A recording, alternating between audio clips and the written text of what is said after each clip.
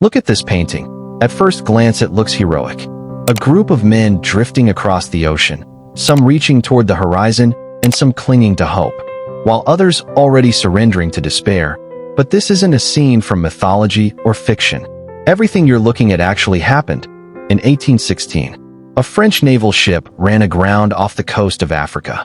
The lifeboats weren't large enough for everyone, so 147 men were abandoned on a makeshift raft in the middle of the Atlantic Ocean, with no food and almost no water. No reliable way to navigate and no guarantee that anyone was coming back. For 13 days they drifted beneath the burning sun and the freezing night sky, and when rescue finally arrived, only 15 remained alive.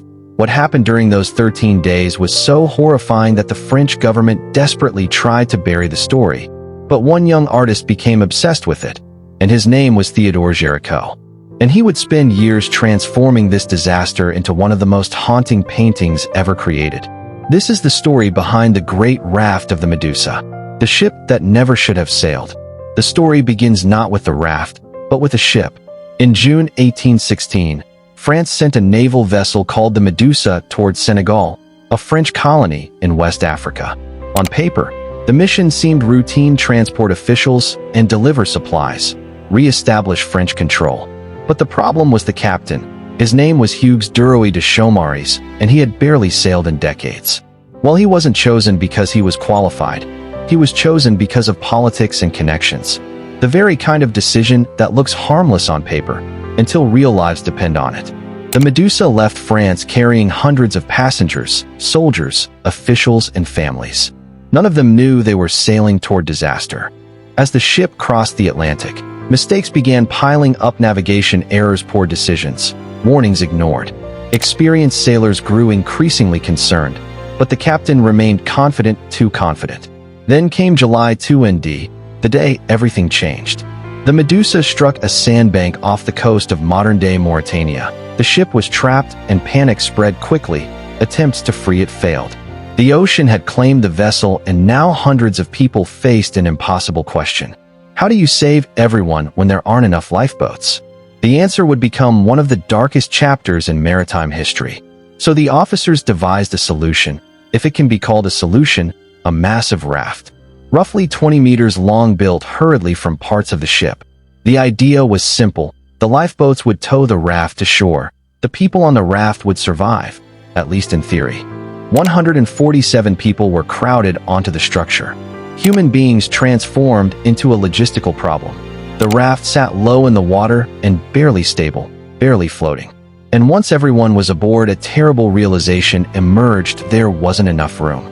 People stood shoulder to shoulder, some with their feet already submerged. The sea moved beneath them and the sun burned above them. The coast seemed impossibly far away.